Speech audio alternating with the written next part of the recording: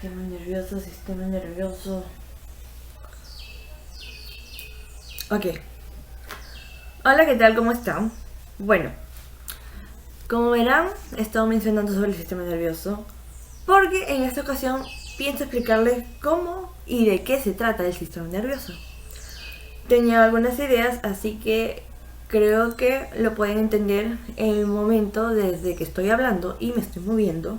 ¿Por qué? Porque el sistema nervioso se encarga de los movimientos voluntarios e involuntarios. Este es el que da cabida para que se pueda recibir y procesar toda la información que proviene desde el interior, tanto como también del entorno del cuerpo.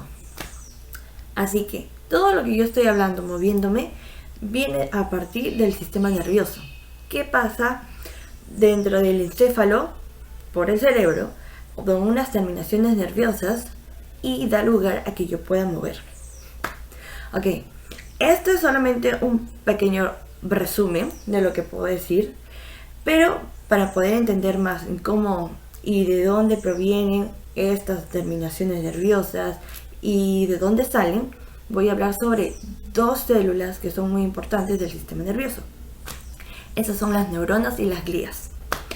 En las neuronas se procesa y transmite información a través del sistema nervioso. Y en las células gliales, estas dan la función de soporte y protección hacia las neuronas. Las neuronas no pueden funcionar sin ausencia, o mejor dicho, en ausencia de las células gliales, ya que estas son las que recubren a las neuronas. Para poder entender bien cómo es una neurona, acá voy a mostrar una imagen donde se ve una neurona. En las acá, como terminaciones en las esquinas, están las dendritas.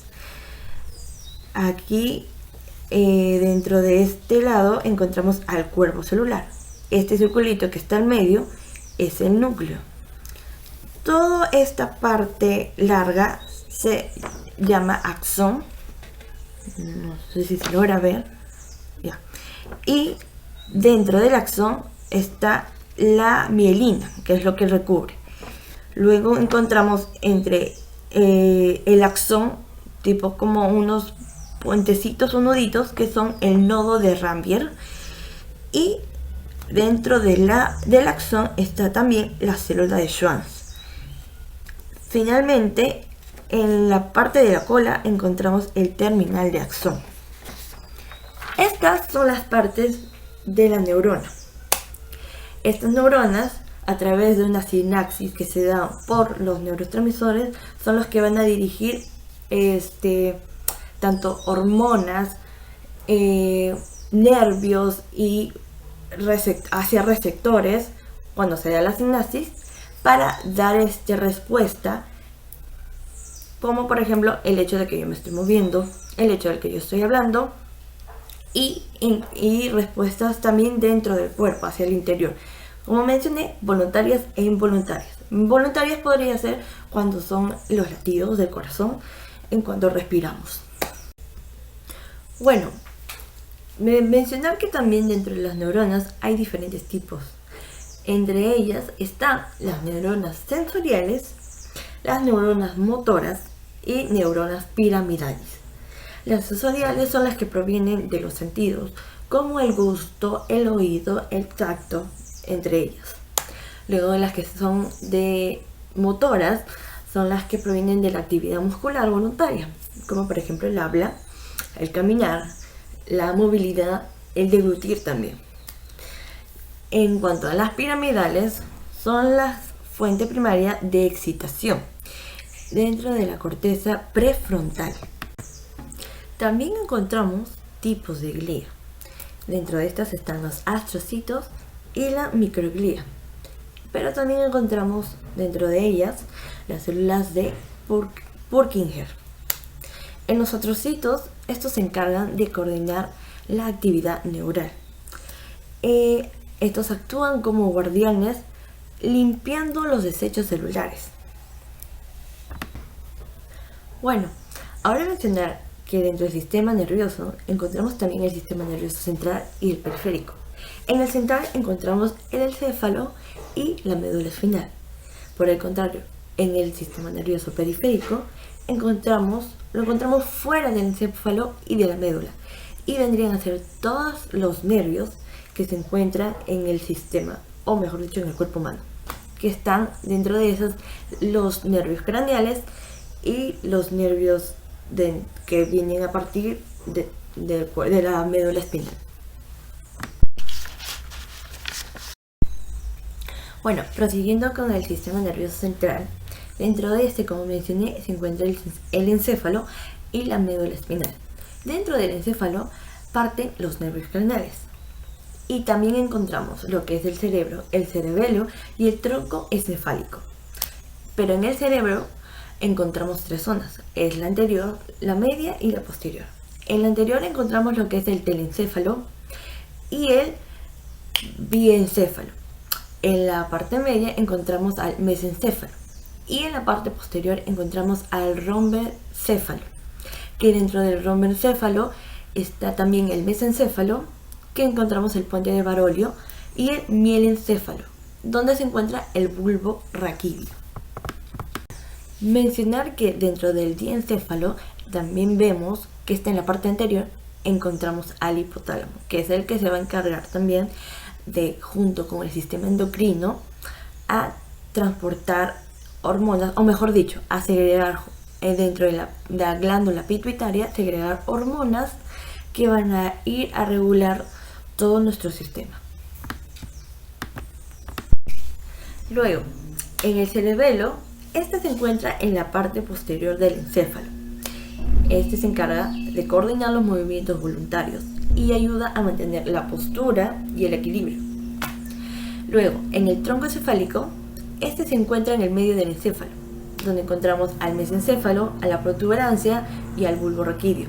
Este se encarga de controlar los movimientos de lo que es ojos, cara y boca, y también los sensoriales, que bueno, está dentro de lo que es ojos, cara y boca. Pero también se encarga de lo que sería el calor, el dolor y el ruido. Mencionar que también dentro del encéfalo se encuentran los lóbulos, de los cuales son 4. Acá voy a mostrarles una imagen en la cual voy a mencionar los lóbulos, perdón. Empezamos con el lóbulo frontal, que se encuentra en la parte anterior. Luego está el lóbulo parietal. Seguimos con el lóbulo occipital y el lóbulo temporal, que se encuentra a la medida de por lo menos de la 100. Bueno, dentro de lo que es el lóbulo frontal, este se puede encargar también de lo que es la personalidad de la persona y el movimiento voluntario y la atención. En cuanto al lóbulo parietal, este nos permite identificar los objetos y entender las relaciones espaciales. En el lóbulo occipital está más relacionado con la visión. Y en el lóbulo temporal es el que se encarga de lo que es todo lo que la memoria a corto plazo, el habla, el ritmo musical y hasta el grado de olor. También mencionar que tenemos 2 lóbulos más, el cual no mencioné antes, pero son de la ínsula y el límbico. En la ínsula, este es el que procesa el gusto, las sensaciones visceral, el dolor y las funciones vestibulares. En el límbico es el que se encarga de las emociones, las funciones viscerales y autómicas, y también del aprendizaje y la memoria. Bueno, en lo que es la parte frontal encontramos la corteza frontal, que está formada por 3 caras corticales, en donde se encuentran la lateral, la medial y la inferior. Pero también de un punto de vista funcional, esta se divide en 3 partes, que sería la corteza prefrontal, la corteza motora y el área de Broca. En la zona parietal, esta solamente se divide en 2 regiones, que vendría a ser en la región superior y en la región inferior. Y, por ejemplo, en el lóbulo occipital podemos encontrar que Este consta de 3 giros, que es el occipital superior, el medio y el inferior. También se vería lo mismo en el lóbulo temporal, que también consta de 3 giros. Este sería el temporal superior, temporal medio e inferior. Ahora hablaremos sobre lo que es la médula espinal. Este vendría a ser un conjunto de segmentos funcionales que tienen conexiones aferentes y eferentes. Este se encuentra protegida por el sistema óseo de la columna vertebral. En su parte posterior, detrás del cuerpo de la vértebra, se encuentra el canal medular, por donde transcurren los axones nerviosos que conforman la médula. Dentro de lo que es la médula espinal, esta está protegida por 3 capas, que vendrían a ser las capas meningeos, que están la dura madre, la aracnoides y la pía madre. La médula espinal junto con los nervios espinales son los que van a contribuir y regular la homeostasis del cuerpo. Dentro de la médula se distinguen también la sustancia gris y la sustancia blanca. Dentro de la sustancia gris se encuentra en forma de H y esta posee en el centro como una cara central donde va a pasar el líquido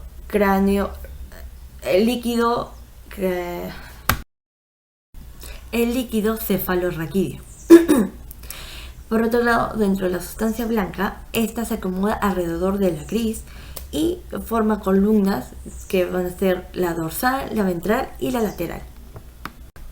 Como mencioné antes, la médula espinal se divide en segmentos que, dependiendo de dónde se originan los nervios espinales, se van a encontrar los dermatomas, que van a traer consigo que, junto con los nervios, den respuesta a un estímulo del cuerpo.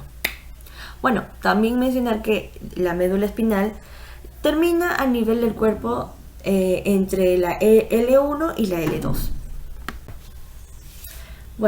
Como estamos siguiendo con el tema de la médula espinal, vamos a pasar al sistema nervioso periférico, ya que, como mencioné, este se va a encargar de todo lo que son los nervios. En total hay 31 pares de nervios. Las primeras 8 son las pares cervicales, que vienen desde la C1 a la C8. Luego siguen los 12 pares torácicos, que vienen desde la T1 a la T12. Están los 5 pares lumbares, que vendrían a ser los inferiores, desde la L1 a la L5. Están los 5 pares también sacros, que es desde la S1 a la S5. Y el par coxígeo. Mencionar que también dentro de las terminaciones, o mejor dicho, dentro de la médula espinal, encontramos en los segmentos de la T1 a la L3 a lo que es el sistema simpático. Y en los segmentos desde la S2 a la S4 está el sistema parasimpático. Ahora mencionaré a los que son los nervios craneales. Estos son 13 y se empieza por el bulbo olfatorio, luego sigue el nervio óptico, después de este está el nervio oculomotor, el nervio troclear, o también llamado patético, el nervio trigémino, el nervio abducens, el nervio facial, el nervio... Mencionar que los nervios 3, 4 y 5 se originan en el mesencéfalo.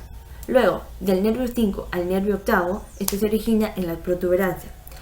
Y del nervio 9 al nervio 12, este se origina o también finaliza en el bulbo raquídeo. Aquí podemos ver dónde se encuentran ubicados los que son todos los nervios, como el olfatorio, oculomotor, troquial, abducens, vestibulo-coclear, hipogloso, accesorio, óptico, trigémino, facial, glosofaringeo y vago. Como también podemos ver aquí, y me olvidé mencionar antes, Acá encontramos los nervios cervicales, todos los nervios que provienen de la médula, los nervios cervicales que provienen desde debajo del cuello hasta la zona de la parte del casi el cuello, terminando del tórax. Luego encontramos los nervios torácicos, que vendrían a ser toda la parte del tórax. Los nervios lumbares, que vendrían a ser la parte inferior. Y los nervios sacros y coxígeo. Bueno, ahora paso a explicar sobre lo que es el sistema nervioso autónomo. Este se encarga de controlar algunos procesos internos, como pueden ser la presión arterial, la frecuencia cardíaca, la temperatura corporal, que esta es la que mayormente se encarga de la homeostasis, la digestión, el metabolismo, el balance también del agua y los electrolitos, la producción de los líquidos corporales, por ejemplo la saliva, el sudor y las lágrimas, la micción, defecación y la respuesta sexual. Dentro de este sistema encontramos dos más, que vendría a ser el sistema parasimpático y el sistema simpático. En el sistema simpático es el de alerta, el que te ayuda a que, por ejemplo, necesitas enviar un último video, como me está pasando a mí. Sí, te dice que te apures. Entonces, es para poder reaccionar ante esas situaciones de alerta o estrés también y decirte que hagas algo. Por lo que en el sistema simpático se va a aumentar la frecuencia cardíaca, las contracciones del músculo cardíaco también, y se ensancha o dilata las vías respiratorias, donde dentro de esta se empieza a liberar la energía almacenada y también la fuerza muscular empieza a aumentar. También se puede producir sudor por los mismos nervios, empieza uno a sudar, a la dilatación de las pupilas y también la erección del vello. Por el contrario, en el sistema parasimpático lo que causa es algo más que relajación, por ejemplo, de tranquilidad. Y esto se da, por ejemplo, cuando dormimos, nuestra frecuencia cardíaca es más baja. Y esta se dedica más a conservar y a restaurar. Esta disminuye la presión arterial, estimula, por ejemplo, al tubo digestivo para que se puedan procesar los alimentos y elimina los residuos, ya que la energía que proviene de la transformación de los alimentos se utiliza para restaurar y formar tejidos. Y dentro del sistema autónomo por general, existen dos mensajeros químicos que se utilizan para la comunicación interna. Entre estos dos está la acetilcolina y la norepinefrina. Por ejemplo, en la acetilcolina tiene efectos parasimpáticos que vendrían más a inhibir, y por el contrario la norepinefrina vendría a estimular el sistema simpático. Bueno, ahora voy a mencionar sobre lo que consta en el aparato respiratorio. Este incluye la nariz, la boca, la garganta, la tráquea y los pulmones. También está la faringe y la laringe. Bueno, en el sistema respiratorio, el aire entra en el aparato en el aparato respiratorio a través de la nariz o de la boca. Pasa por las fosas nasales, o también llamadas narinas, donde el aire se calienta y humidifica. Luego, los pasajes nasales y otras partes del aparato respiratorio están protegidos por unos pelos diminutos que son llamados cilios. Estos se encargan de filtrar el polvo y otras partículas para que entre el aire en la nariz junto con lo que estamos respirando. Luego,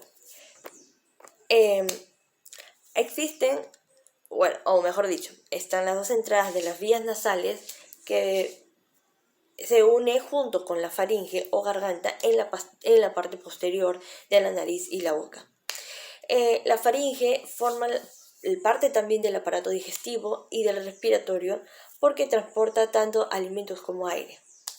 Luego, en la parte interior, la faringe se divide en dos conductos. Uno es para los alimentos y otros es para el aire.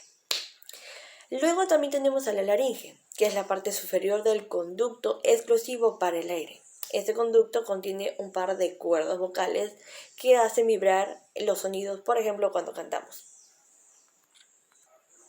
Luego de estos pasa la tráquea y llegamos a los pulmones. Dentro de los pulmones encontramos a los bronquios.